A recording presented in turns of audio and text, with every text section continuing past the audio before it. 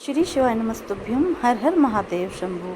जैसा कि हम सबको पता है कि बैसाख महीना शुरू हो चुका है और बैसाख महीने के गुरुवार का अधिक महत्व है, क्योंकि यह वीडियो उन लोगों के लिए है कि जहाँ पे पैसों की बहुत ज़्यादा तंगी हो और आप 1 रुपया कमाते हो और 1.25 रुपया खर्च होता हो, पैसे की आवश्यकता होती ना हो और वो पैसा जो है फिजूल खर्ची में जाता हो। और साथ में मैं ये भी कहना चाहूँगी कि ये गुरुवार, आज का गुरुवार निकल गया है, लेकिन नेक्स्ट अगले हफ्ते अगले जो गुरुवार आएगा तो यह उपाय आप तब भी कर सकते हैं। गुरुवार के दिन करना क्या है, आप किसी भी गुरुवार को, यानी कि कोई भी गुरुवार ले लीजिए, जब चाहें तब आप करना चाहें तब कर सकते हैं।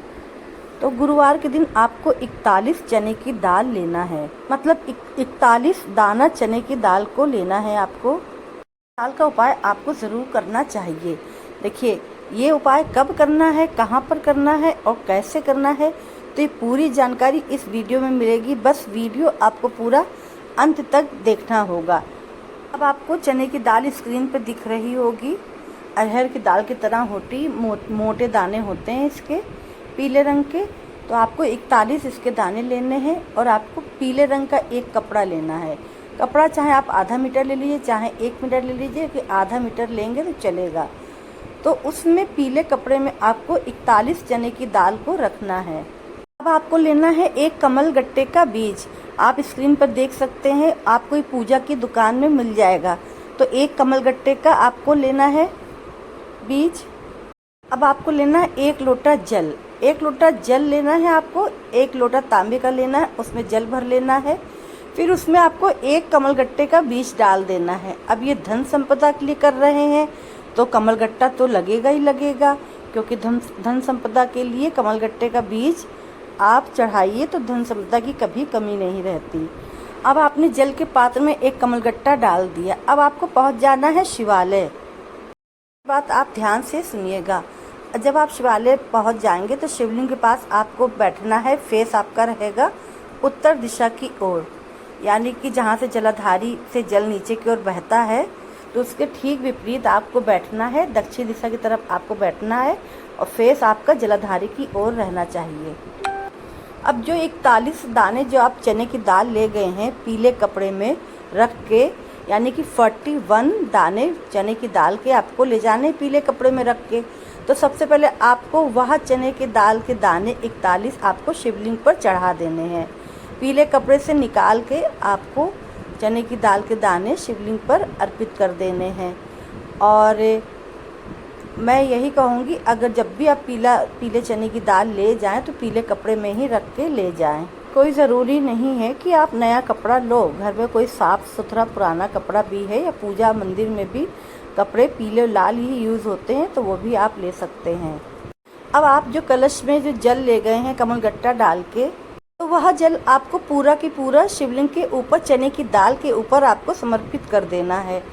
और एक नाम मैं यहाँ पे लिख रही हूँ, वो नाम आपको बोलते हुए, यानी कि कुंदकेश्वर महादेव का नाम बोलते हुए आपको चने की दाल के ऊपर जल समर्पित कर देना है। और जब जल चढ़ाएंगे तो वह जल जलाधारी से नीचे की ओर बहेगा। तो उसके बाद आपको दूसरा पात्र आपको जलाधारी के नीचे रख देना है और थोड़ा सा जल प्राप्त कर लेना है।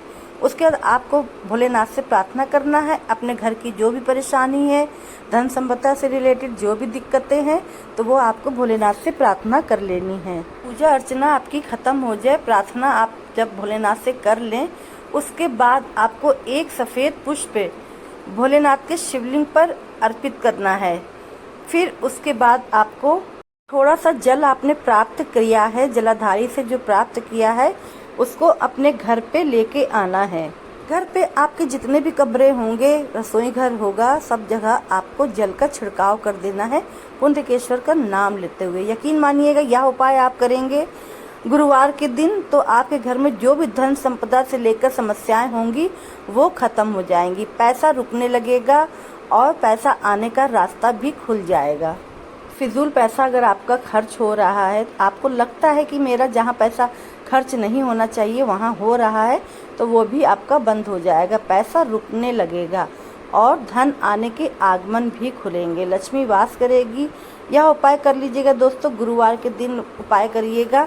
आज गुरुवार निकल गया है तो कोई बात नहीं, यह उपाय अगर जब वीडियो आप देख रहे हैं तब भी कर सकते हैं और यह उपाय आप नेक्स्ट गुरुवार के दिन भी कर सकते हैं। तो हमने पहले उपाय की बात कर ली है, अब चलते हैं दूसरे उपाय की ओर। यह उपाय किसके लिए है? देखिए, हर इंसान यही सोचता है कि हमारे घर में धन संपदा की कमी ना हो और पैसा हमारे घर में भरा रहे और पर बीमारी ना आए हमारे घर में, बीमार कोई व्यक्ति ना पड़े, हमारे घर का सदस्य कोई बीमार ना पड़े। तो ऐसा कोई उपाय बता दो जिससे बीमारी हमारे घर में प्रवेश ना करे। क्या है, आपको एक मिट्टी का दीपक लेना है, आपको सिर्फ एक मिट्टी का दीपक लेना है और उसमें ना घी भरना है ना तेल भरना है। करना क्या है, आपको साथ में एक बेलपत्र आपको लेनी है और साथ में एक बेलपत्र लेनी है और एक मिट्टी का दीपक लेना है। बेलपत्र लेने के बाद आपको सिर्फ 7 चने की दाल लेना है, 7 दाने चने की दाल के लेने हैं। उसके बाद आपको लेने 7 टुकड़े गुड़ के। आप देख सकते हैं स्क्रीन पे, अगर एक डेली वाला भी गुड़ आता है तो उसके आप 7 टुकड़े कर लीजिए। तो 7 टुकड़े आपको गुड़ के लेने हैं। यहाँ पर आपको बहुत बड़े बड़े टुकड़े दिख रहे हैं तो आपको इतने बड़े टुकड़े नहीं लेने, अपनी समर्थ अनुसार बहुत छोटे छोटे आपको टुकड़े लेने। जैसे कि कमलगट्टे का बीज होता है तो उतने बराबर आप जो है टुकड़े ले सकते हैं गुड़ के। और ये सब लेके आपको पहुँच जाना है शिवालय। यहीं पर सारे उपाय किए जाते हैं और आपको जो उपाय बताया उसका तरीका शिवालय में जाके शिवलिंग के पास आपको करना है। शिवालय आप पूजा पाठ के समय जा रहे हैं और भी पूजा की विधि और भी पूजा का सामान लेके जा रहे हैं तो आप सब विधि विधान से पूजा पाठ आप कर लीजिएगा। और अगर ये सब नहीं, सिर्फ उपाय करने के लिए आप जा रहे हैं तो ठीक है, पहले उपाय कर लीजिएगा। अन्यथा पूजा पाठ करने के बाद आपको करना क्या है, दीपक ले गए हैं मिट्टी का तो सबसे पहले आप शिवलिंग के नीचे आप रख देंगे, यानी कि जलाधारी के जो अर्घा है, माता के जो हस्तकमल है उसके नीचे आपको फर्श में रख देना है दीपक मिट्टी का।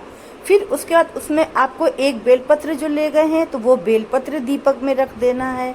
फिर उस बेलपत्र के ऊपर जो 7 दाने चने की दाल के आप ले गए हैं तो वो चने की दाल के 7 दाने आपको रख देने हैं। उसके बाद आपको जो व्यक्ति आपके घर का बीमार रहता है तो उस व्यक्ति का नाम और गोत्र बोलना है। साथ ही भोलेनाथ से प्रार्थना करना है उस व्यक्ति के लिए रोग मुक्ति के लिए। विनती करने के बाद आपको चुपचाप अपने घर की तरफ चले आना है, मतलब घर की ओर आपको आ जाना है और किसी से कुछ भी बोलना नहीं है। आप यकीन करेंगे आपका रोग, आपके सदस्य का जो घर है, सदस्य किसी का भी जो रोग है तो वह इंसान ऐसे धीरे धीरे स्वस्थ होने लगेगा कि आप समझ भी नहीं पाएंगे। यह उपाय आप आज के दिन भी कर सकते हैं, यह उपाय आप पूरे बैसाख में किसी भी दिन कर सकते हैं, लेकिन गुरुवार के दिन अगर आप कर लेते हैं तो बहुत अधिक लाभ प्राप्त होता है। तो यह उपाय रोग मुक्ति का है और जल्द से जल्द ये उपाय आप कर लीजिए, क्योंकि रोग मुक्ति के लिए हम ना दिन देखते हैं ना वार देखते हैं। जब अगर हम परेशान हैं, रोगों से घिरे हुए हैं, तो जब समय मिले आपके पास तो यह उपाय शिवलिंग के पास जाकर आप कर लीजिए। किसी प्रकार की बीमारी हो, छोटी हो या बहुत बड़ी बीमारी क्यों ना हो, बहुत ही जल्दी वह खत्म हो जाएगी। चलिए, ये हो गए 2 उपाय। अब बढ़ते हैं तीसरे उपाय की ओर। अब यह उपाय होगा आपके पैसों, आपके घर में पैसों की बरकत के लिए। अब आप लोग यही कहेंगे कि भैया हमारे घर में पैसा नहीं रुकता, आवकता है लेकिन पैसा नहीं रुकता है, पैसा आता है, सभी लोग कमा रहे हैं लेकिन रुक नहीं रहा है, पे कर्ज बढ़ता जा रहा है, पैसा रुकता ही नहीं है। तो उसके लिए करना क्या है, आपको सिर्फ एक बेलपत्र लेनी है।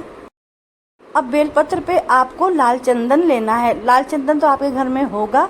लाल चंदन से आपको थोड़ा सा लाल चंदन लेना है और उसको जल से थोड़ा सा पेस्ट बना लेना था, गीला कर लेना है और फिर उस चंदन से आपको बेलपत्र के ऊपर श्री लिखना है। श्री स्क्रीन पर देख सकते हैं, तो इस तरह आपको लाल चंदन से श्री लिखना है बेलपत्र की बीच वाली पत्ती के ऊपर। फिर आपको एक जल का पात्र लेना है, उसमें जल भर लेना है और पहुंच जाना है भोलेनाथ के मंदिर में, यानी कि भोलेनाथ के मंदिर में शिवलिंग के पास। हम सबको पता है कि भोलेनाथ का पूरा परिवार शिवलिंग के ऊपर विराजमान होता है, मतलब विराजमान रहता है। तो सबसे पहले क्या करेंगे, श्री वाली बेलपत्र हम शिवलिंग के ऊपर चढ़ा देंगे। शिवलिंग पर चढ़ाने के बाद आप उठा लेंगे, छोड़ना नहीं है शिवलिंग के ऊपर। मतलब बेलपत्र आपने रखी, छुआई और फिर उठा ली। उसके बाद फिर आपको बेलपत्र अशोक सुंदरी वाले स्थान पर छुआनी है, फिर उठा लेनी है। यानी कि आप एरो देख रहे हैं, जो जलाधारी से जल नीचे की ओर बहता है, जो बीच में मोटी सी लाइन बनी होती है, वो अशोक सुंदरी माता का स्थान है। तो फिर वहाँ पे आपने बेलपत्र छुआई और फिर उठा ली। फिर बेलपत्र आपको तीसरी बार किस स्थान पर रखनी है? तीसरी बार आपको बेलपत्र, ये जो कटी भाग है जिसको कहते हैं माता के हस्तकमल, एरो देख रहे हैं आप, तो इस तरफ को आपको माता के जो हस्तकमल है, कटी भाग है, वहाँ पे आपको बेलपत्र चढ़ानी है। अब वहाँ से उठानी नहीं है, वहीं पे आपको छोड़ देनी है। आप जो जल ले गए हैं कलश में, तो फिर जल आपको पहले शिवलिंग के ऊपर आपको चढ़ाना है थोड़ा सा जल, फिर उसके बाद दूसरी जगह अशोक सुंदरी के स्थान पे थोड़ा सा जल आपको चढ़ाना है। फिर आपको माता के हस्तकमल कटी भाग जहाँ पे बेलपत्र आपने चढ़ाई है, तो उस स्थान पे आपको जल समर्पित करना है।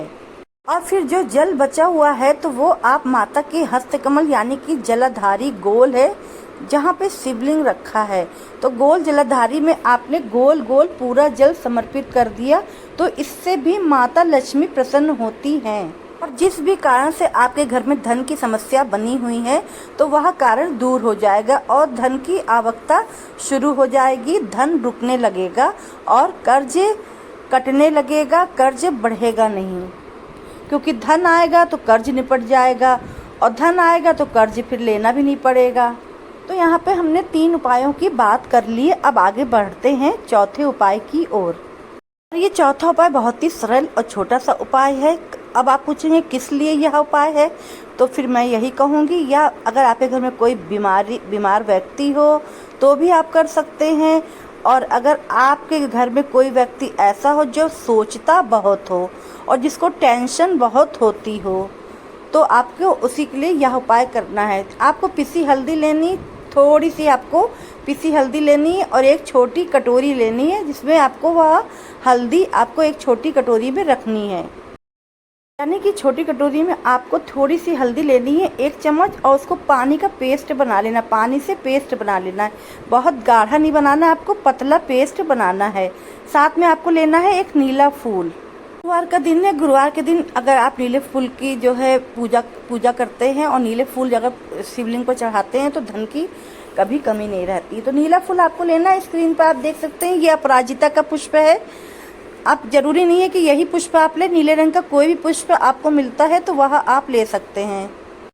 एक नीले पुष्प को आपने जो हल्दी का पेस्ट बनाया है कटोरी में, उस कटोरी में आपको डाल देना है और पहुंच जाना है भोलेनाथ के मंदिर में। मंदिर में यानी कि आपको सबसे पहले नंदी महाराज मिलेंगे। नंदी महाराज मिलते हैं ना पहले, तो नंदी महाराज के पास आपको जाना है। नंदी बाबा के पास आपको बैठ जाना और जो एरो देख रहे हैं, जो नंदी बाबा का जो दाहिना पांव जो मुड़ा हुआ होता है और जो ऊपर की ओर उठा हुआ होता है, तो उसमें आपको पूरा कटोरी का हल्दी वाला जल आपको समर्पित कर देना है। और उसके बाद जो पुष्प है नीला उस कटोरी में, वो भी आपको पुष्प नंदी के चरणों में समर्पित कर देना है। और नंदी बाबा से प्रार्थना करनी अपने उस सदस्य के लिए जो बहुत डिप्रेशन में रहता है, टेंशन में रहता है, चिंता में रहता है और बीमारियों से घिरा हो, तो उस व्यक्ति के लिए आपको प्रार्थना कर लेना है। अब करना क्या है, उसके बाद आपको नीला पुष्प उठा लेना है और वापस उस कटोरी में रख लेना है। फिर उसके बाद आपको शिव बाबा के पास जाना है, शिवलिंग के पास जाना है और 1 लोटा जल श्री शिवाय नमस्तुभ्यम कहते हुए पूरा जल आपको शिवलिंग के ऊपर समर्पित कर देना है। उसके बाद जो कटोरी में जो रखा पुष्प है, आपको वह पुष्प लेके घर को आ जाना है। शिव बाबा पर जल आपने समर्पित कर दिया, साथ ही अपने उस व्यक्ति की चिंताजनक जो व्यक्ति है और बीमार व्यक्ति, तो उसके लिए प्रार्थना कर दी और आपने वह कटोरी में रखा पुष्प लेके अपने घर आना है। करना क्या है, घर में आपको रख देना है कटोरी में ही। फिर अगले दिन यानी कि फ्राइडे शुक्रवार के दिन जब वह बीमार व्यक्ति या जिसको चिंता टेंशन बहुत होती हो, सोचता बहुत हो, तो वह जब नहाने जाएगा तो उसकी बाल्टी में के पानी में आपको वह नीला पुष्प डाल देना है। और जब वह व्यक्ति उस पानी नीले पुष्प जल में पड़े, जो जल में पड़ा है नीला पुष्प, और उस जल से वो नहाएगा, तो वह आप यकीन मानिएगा उस रोगी व्यक्ति का रोग ठीक हो जाएगा, और जो सोचता है और जो उसको टेंशन होती है तो वह टेंशन उसकी दूर हो जाएगी। बस इतना ही करना, आप देखिएगा कैसे वह टेंशनों से दूर हो जाएगा और उसका सोचना भी बंद हो जाएगा, वो पूरी तरह से स्वस्थ हो जाएगा।